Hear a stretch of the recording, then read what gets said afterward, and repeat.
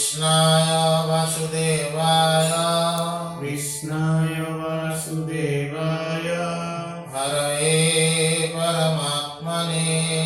হরয়ে পরমাত্মনে প্রণত ক্লেশনাশায় গোবিন্দায় নমো নমঃ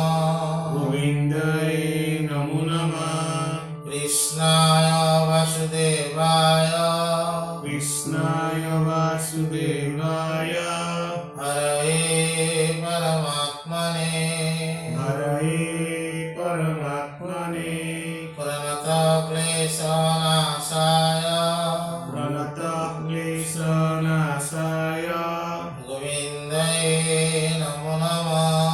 গোবিন্দায় নমো নমঃ কৃষ্ণায় বাসুদেবায় হরয়ে পরমাত্মনে প্রণত ক্লেশনাশায় গোবিন্দায় নমো নমঃ কৃষ্ণায় বাসুদেবায় হরয়ে পরমাত্মনে প্রণত ক্লেশনাশায় গোবিন্দায় নমো নমঃ কৃষ্ণায় বাসুদেবায় হরয়ে পরমাত্মনে প্রণত ক্লেশনাশায় গোবিন্দায় নমো নমঃ কৃষ্ণায় বাসুদেবায় হরয়ে পরমাত্মনে প্রণত ক্লেশনাশায়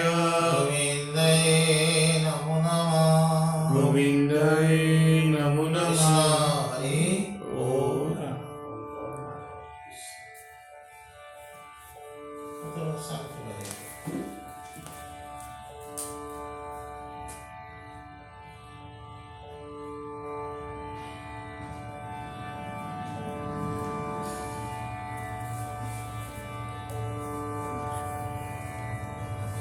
রাম রাম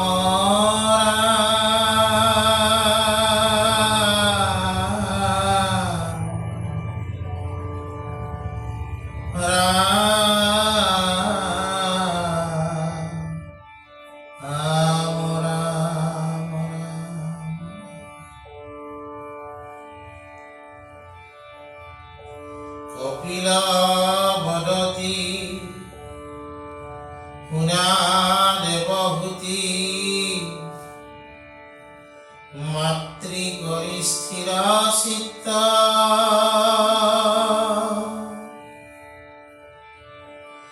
কহিলো নিষ্ঠা ভকত গরিষ্ঠ লক্ষণ করবি দিতা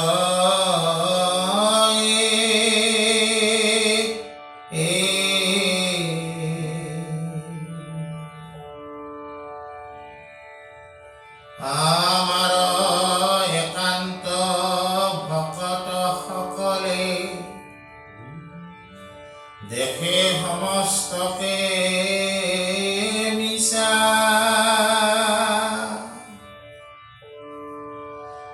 ভকত বিৰোধী জানিয়া সাজুস্য মুখ্য নকৰে ইচ্ছা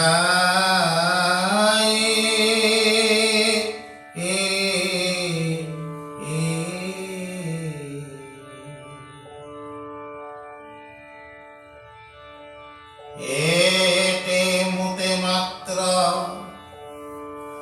কায় বাক্য মনে ৰতি কৰে নিৰন্তৰে এৰিয়া কামনা কৰয় কল্পনা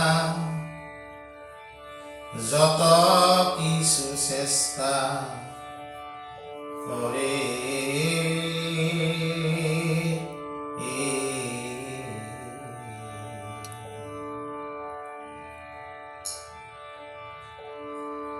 বিৰল ভকত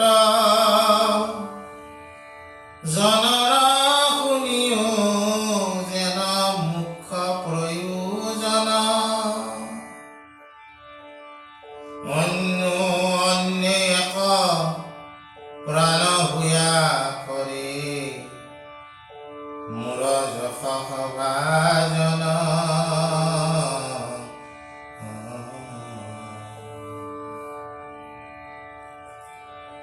এৰাম শ্ৰৱণ কীৰ্তন কৰিয় নুখন প্ৰশংসন্ত মাত্ৰ মুখ বুলিবা তাহাৰ ফল কি বাটেবে কহো তাক শুনি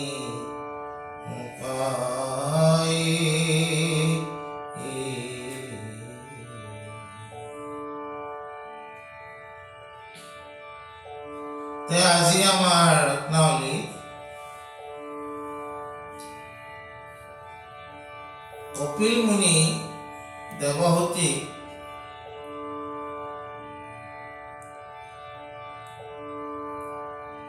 ভক্ত সম্পৰ্কত কথা কৈছে। কেনে ভক্ত? গৰিষ্ঠ। এতিয়া কথা হ'ল কি,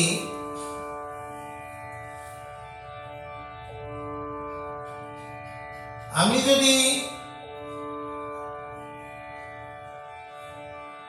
ভকত সম্পৰ্কে আলোচনা কৰোঁ,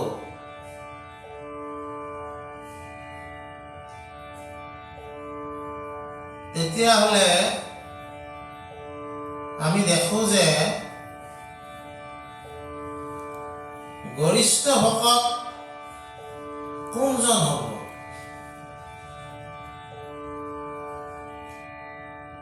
আমাৰ ৰত্নাৱলীৰ পাঠত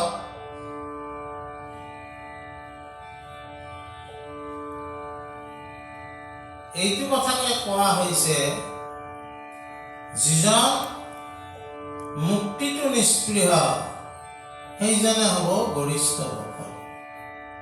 নামঘোষাটো একে কথাকে কোৱা হৈছে।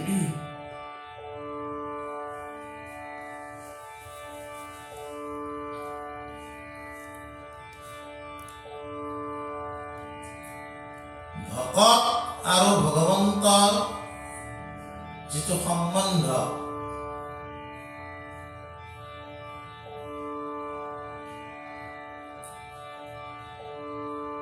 ইটোৰ সিটো পৰিপূৰক।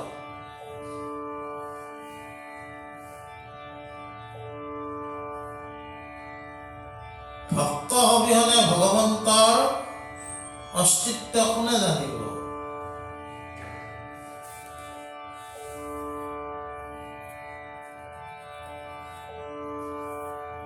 আৰু ভগৱন্ত অবিহনে ভকতো অস্তিত্বহীন হৈ পৰিব।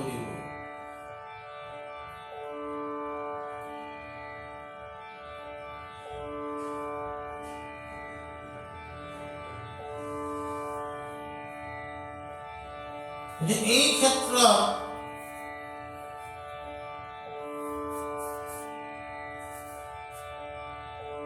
আমি ভক্ত বা ভকত সম্পৰ্কে আলোচনা কৰিবলৈ যাওঁতে আমি কি পাওঁ?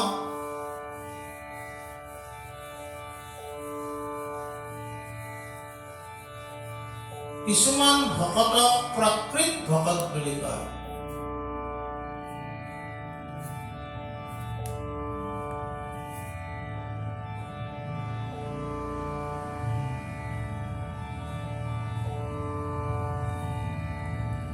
বা সামান্য ভকত।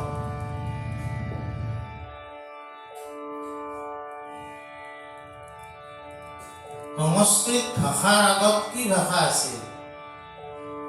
পালি ভাষা।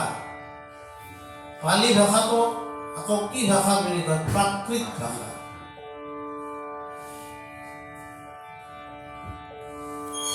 প্ৰথম শ্ৰেণীৰ তেতিয়া ইমান সংস্কৃতৰ দ্বাৰা সংস্কাৰ হোৱা নাছিল ভাষা।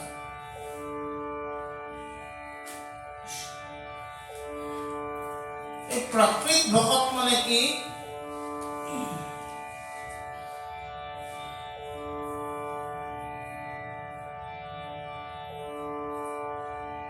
তাৰাসকলে আত্মতত্ত্ব এইবিলাক কথাক লাগি নাহে, কিন্তু ভগৱন্তক ভক্তি কৰিব ভাল পায়। কেতিয়া ভক্তি কৰিব ভগৱন্তক? ভগৱন্তৰ এটা অৱয়ব তেওঁলোকে দেখিব লাগিব। মূৰ্তি বা প্ৰতিমা লাগিব।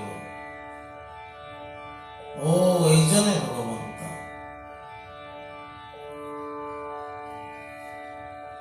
কিন্তু হৃদয়ে হৃদয়ে যে ভগৱন্ত বিৰাজমান হৈ আছে, এইবিলাক কথাত তেওঁলোকে মন নকৰিব।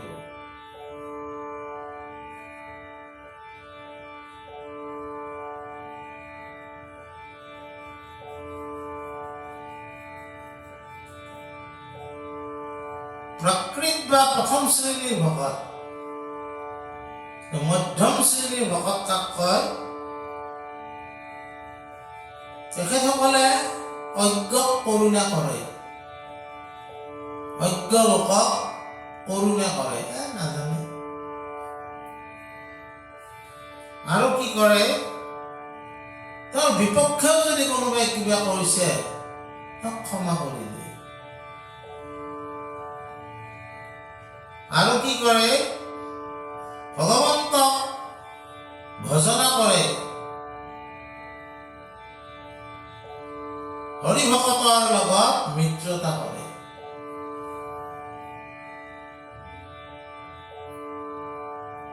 এই শ্ৰেণীক কি বুলি কয়? মধ্যম ভকত।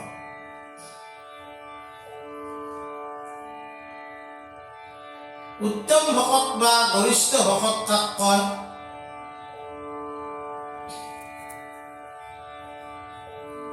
ঈৰ্ষা, অহংকাৰ, অসুখা, তিৰস্কাৰ আদি ত্যাগ কৰি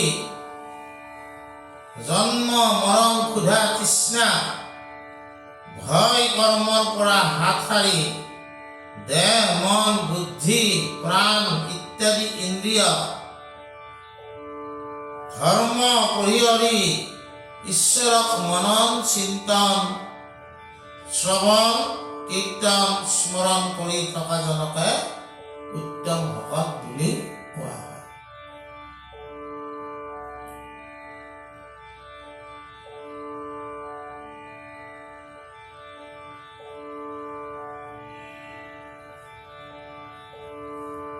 আৰু যিজনে সমস্ত প্ৰাণীক দেখিবিক আত্মসম উপায় মধ্যত ইটো আতি মুখ্যতম সমস্ত ভূততে আছো মই হৰি সবাকো মানিবা তুমি বিষ্ণু বুদ্ধি কৰি।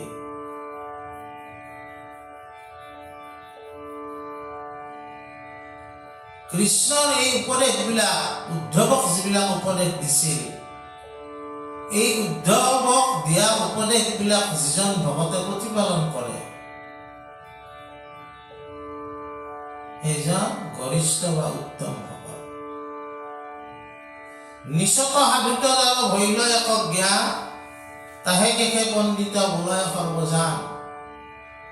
ব্ৰাহ্মণৰ চণ্ডালৰ নিবিচাৰি কুল, দাতাত সুৰত যেন দৃষ্টি একতুল।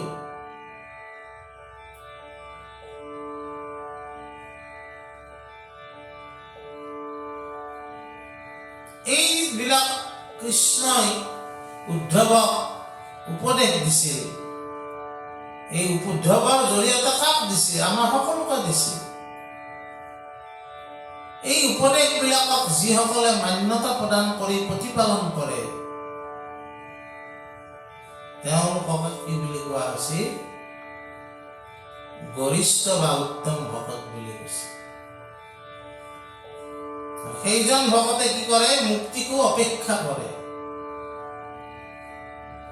বুজা না?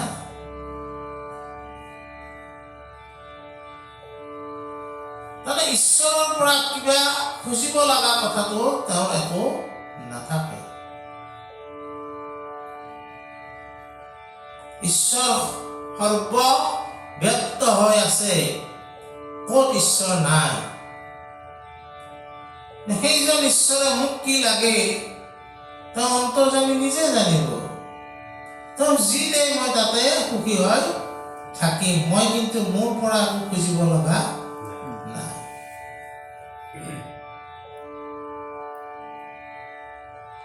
দুৰ্লভ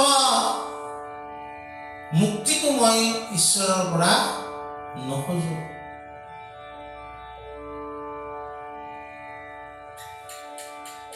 আৰু মই প্ৰেম ভাৱেও তোমাক মাতিব পাৰো বুলি দাবী নকৰো।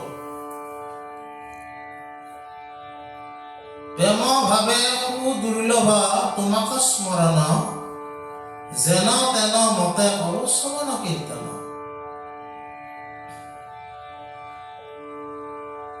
সেইজন কি বুলি কৈছে? গৰিষ্ঠ ভকত। তেওঁৰ বিশেষ কামনা একো নাথাকে, কেৱল ঈশ্বৰক কায় বাক্য মনে কায় মানে দেহাতে, শব্দৰে আৰু মনেৰে ঈশ্বৰক স্মৰণ কৰে, ঈশ্বৰৰ গুণানু চৰিত্ৰ শ্ৰৱণ কৰে, ঈশ্বৰৰ গুণানু চৰিত্ৰ যশ গুণ কীৰ্তন কৰে।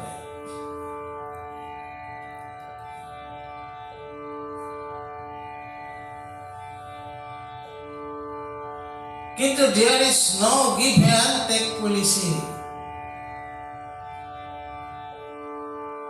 ইয়াত কোনো গিভ আৰু টেক পলিচিৰ আশ্ৰয় নোলোৱাকৈ কৰে।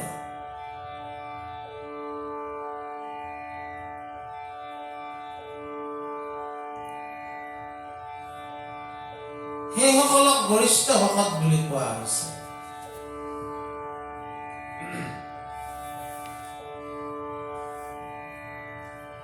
আৰু এই গৰিষ্ঠ ভকত সকলে ভগৱন্তৰ গুণ গান কৰি থাকে।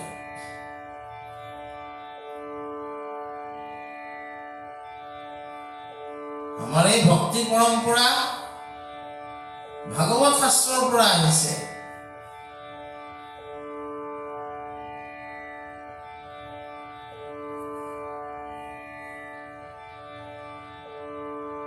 ভাগৱতৰ কি সনক আদি ঋষিসকলে কি কৰিছিলে? ঈশ্বৰৰ গুণ চৰিত্ৰ কীৰ্তন কৰি ফুৰিছিলে। আৰু সেইকাৰণে সনক আদি ঋষিসকলক গৰিষ্ঠ ভকতৰ শাৰীত ৰখা হৈছে। কিন্তু মাধৱদেৱে আকৌ আমাক সাৱধান কৰি দিছে কি বুলি? সনক সনন্দ যোগী যাহা কুধিয়াই হৰি হৰি যাহা কুধিয়াই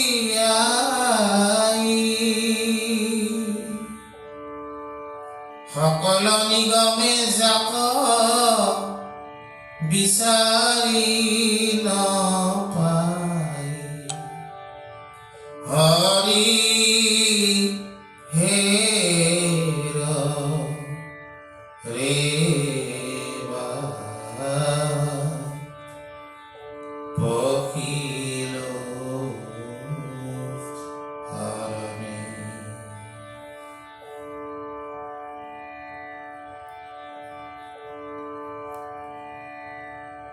সহস্ৰ বয়নে যাৰ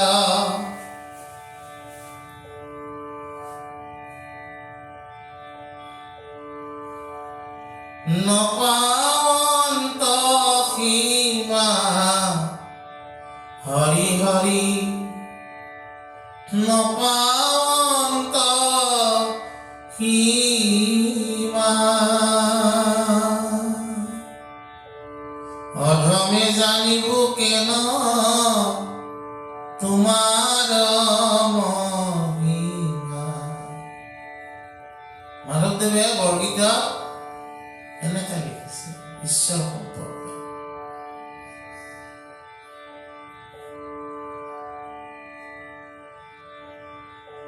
সনক সনন্দ আদি যোগীসকলে ঈশ্বৰৰ গুণ কীৰ্তন কৰি ফুৰে,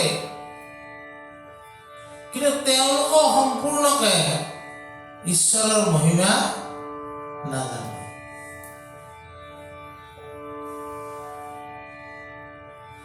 কিন্তু তেওঁলোকৰ উদ্দেশ্য কি? হৰি কীৰ্তন কৰি ঈশ্বৰৰ এই ৰস পূৰ্ণ ভক্তি কৰি থকাটো। আৰু সেইকাৰণে তেওঁলোকক কি বুলি কোৱা হৈছে? গৰিষ্ঠ ভকত বুলি কোৱা হৈছে।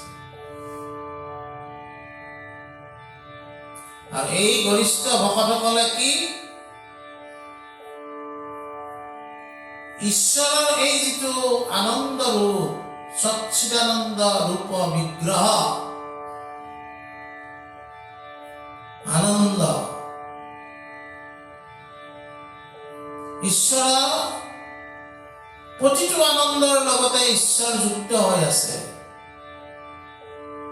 আনন্দ শব্দৰে ঈশ্বৰৰ বহুত শব্দ আছে।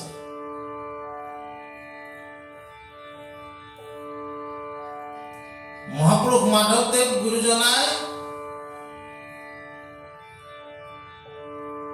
ঘোষাত লিখিছে, চিদানন্দ সদানন্দ হৰিয়ে নিত্যানন্দ কৃষ্ণ লয়ো দাস কৰি। তিনিটা আনন্দ, চিদানন্দ, সদানন্দ, নিত্যানন্দ। ঈশ্বৰক আনন্দ স্বৰূপ বুলি কৈছিল।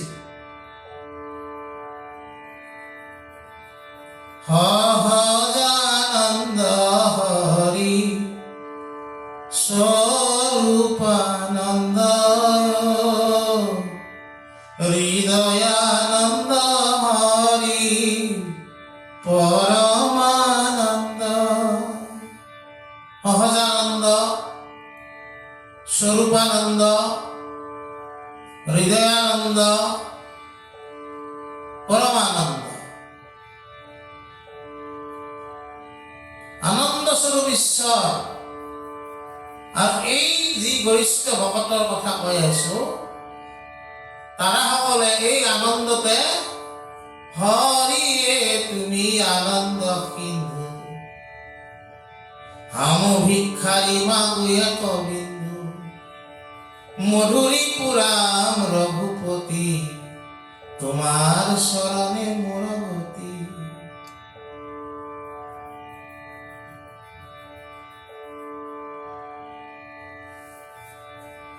কেতিয়াবা কেতিয়াবা এনেকুৱা ভাৱ হয়, শংকৰদেৱ মাধৱদেৱ দুজনা গুৰুই কেনেকৈ আমাক সমৃদ্ধ কৰি থৈ গৈছে।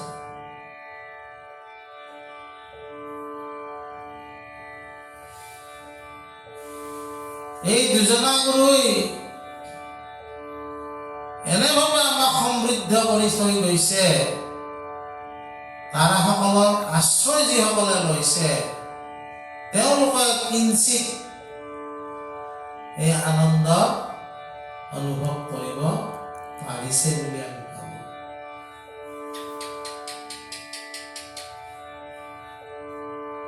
এই গৰিষ্ঠ ভকতসকলে এই আনন্দতে থাকে।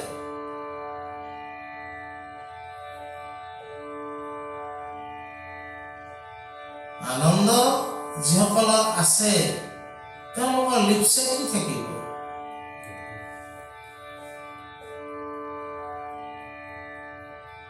আমি আনন্দ ৰহিত হৈ আছো কাৰণ আমাৰ সকলোতে লিপচা আছে। এইটো পালে আমাৰ আনন্দ আহে নেকি, সেইটো পালে আমি আনন্দ আহে নেকি, সেইটো পালে আমি আনন্দই বিচাৰি আছো। কিন্তু কেনেকে বিচাৰিছো বস্তুবাদী ধাৰণাৰে, মেটেৰিয়েলিষ্টিক হয়। কিন্তু এইটো অসম্ভৱ।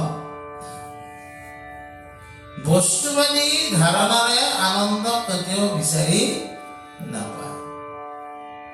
সাময়িকভাৱে আমি পাব পাৰো, সিও আমাক আমুৱাই দিয়ে। ঘৰ এটা মোৰ নাছিল, ঘৰ এটা হ'ল, তাৰপিছত ভাব মোৰ ঘৰটো হ'লে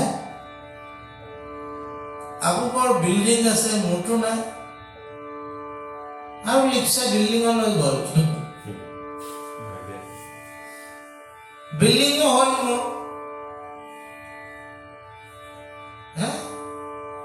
বিল্ডিংটো বান্ধিলো, কিন্তু ইণ্টেৰিয়ৰ ডেকৰেশ্যনটো মোৰ ভাল নহ'ল। আমুকৰ ঘৰত পা ইণ্টেৰিয়ৰ ডেকৰেশ্যন সাংঘাতিক, আহি ঢুকালো আহি। তাৰ আনন্দৰ পৰিসীমাটো খুব সৰু, ক্ষণে ক্ষণে ভংগ হয় বস্তুবাদী চিন্তা। কিন্তু আধ্যাত্মিক চিন্তনে কি কৰে, আনন্দ ৰূপটো কিছু কিছু স্থায়িত্বৰ দিশত আগবাঢ়ে।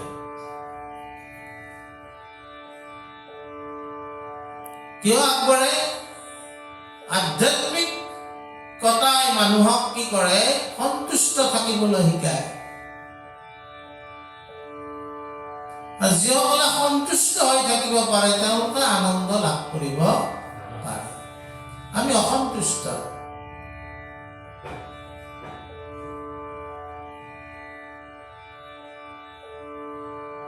মোৰ এখন 4 চকীয়া কিনিলো, ৱেগনাৰ। কোনোবাই ক'লে নাই এইখনত একো একমডেশ্যন নাই।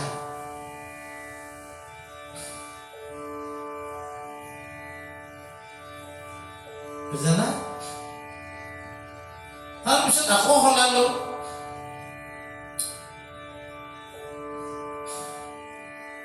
মানে BMW নোলোৱালৈকে মোৰ আনন্দই নাই।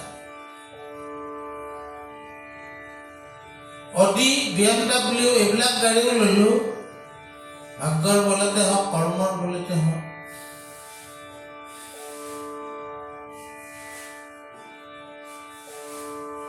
মোৰ এখন যদি প্লেন থাকিল হয় ব্যক্তিগত,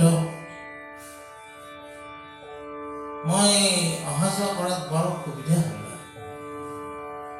মানে মেটেৰিয়েলিষ্টিক দুনিয়াত এই আনন্দ আৰম্ভ, এই আনন্দ শেষ, এই আৰম্ভ আনন্দ, এই আৰম্ভ শেষ, ক্ষণভংগুৰ। মহাপুৰুষ মাধৱদেৱে খুব সুন্দৰকৈ ঘোষাত লিখিছে, ক্ষুদ্ৰ সুখে বহু আশা কৰি ভৱকূপে জীৱ আছে পৰি।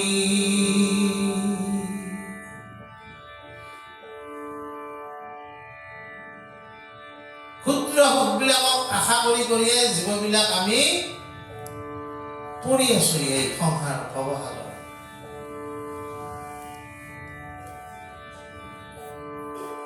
এই ভৱসাগৰৰ পৰা তৰণৰ একমাত্ৰ উপায় কি? কৃষ্ণ ভক্তি।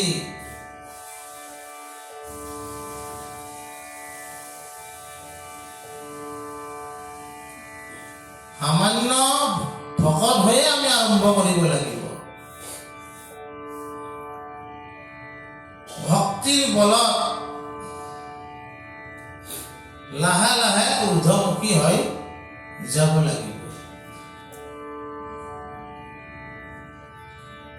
এইখিনি কথা ইয়াত কোৱা হৈছে। তাৰপিছত কি আছে আমি অলপ পঢ়ো। প্ৰসন্ন বদন অৰুণ নয়ন তনুয়াতি অনুপম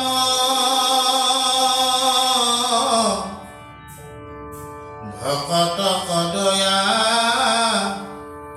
কৃপা দৃষ্টি ছায়া পুৰন্ত মনৰ কাম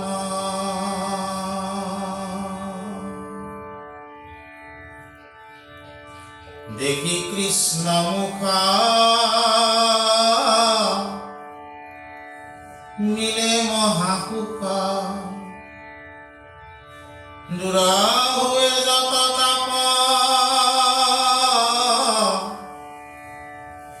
অতি মন প্ৰীতি মাধৱে সহিতি মধুৰ কৰে আলাপ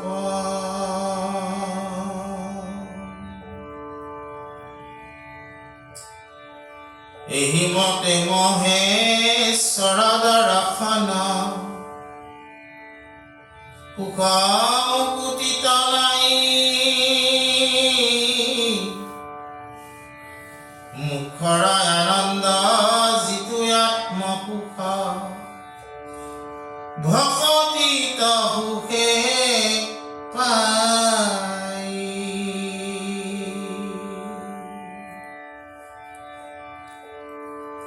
পৰম সুন্দৰ মহামনোহৰ কৃষ্ণৰ অংগ যতে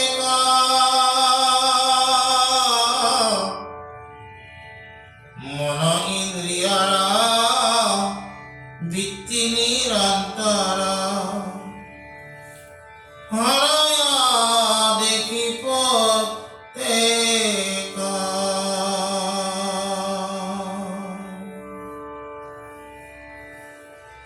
ভকতি কুকট কৰি অল্প দেখি ভকতে তাকন চাৱে তথাপি যিটো সুখমুখ পদ ভকতি আনিমি লাৱে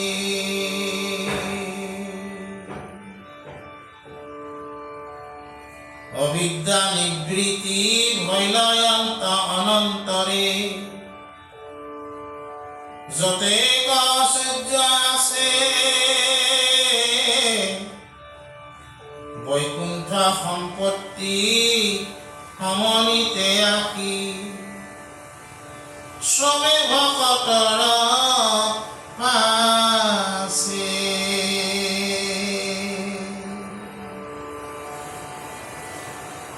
যিটো মহন্তৰ ভকতিৰ সুখ সদায় হৈব নিশ্চয়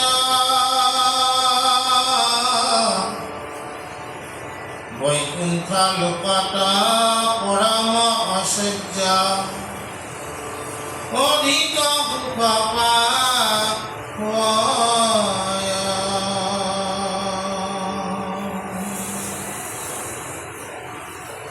মুকুতিত কৰি ভকতি গৰিষ্ঠ এতেকে জানা সৰ্বথা ভকতিৰ আগে বিষয়ৰ সুখ তুচ্ছ হইবে কোন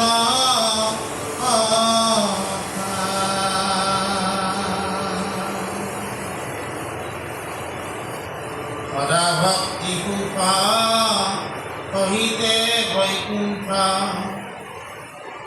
অসহ্য হবে মুকুতি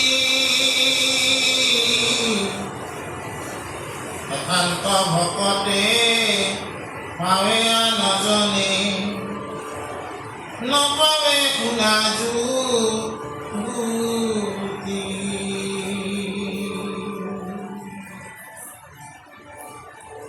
ইহ পৰলোক উপাধন জন আৰ্যা পুত্ৰ গৃহ দেহ সমস্ত কেতেজী অনন্য ভকতি ভজি মূত্ৰ কৰে স্নেহ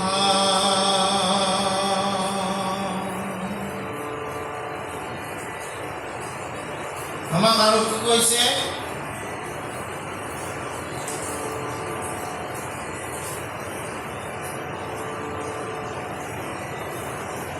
আমাক কি কৈছে এইবাৰ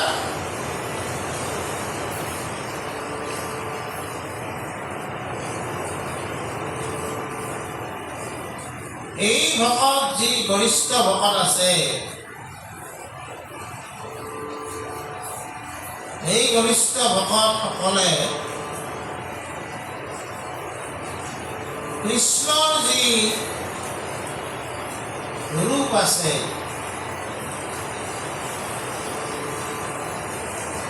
শংকৰদেৱ গুৰুজনাই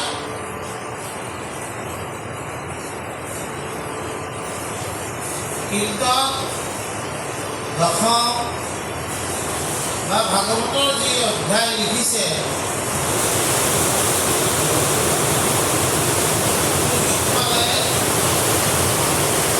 কি কৰিছে ভগৱন্তৰ ৰূপ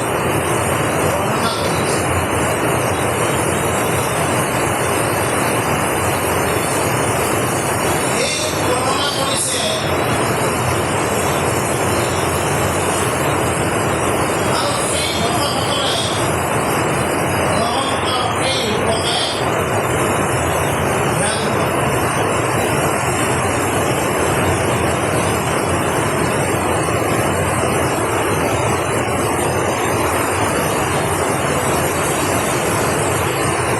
এই বৰ্ণনা কৰিছে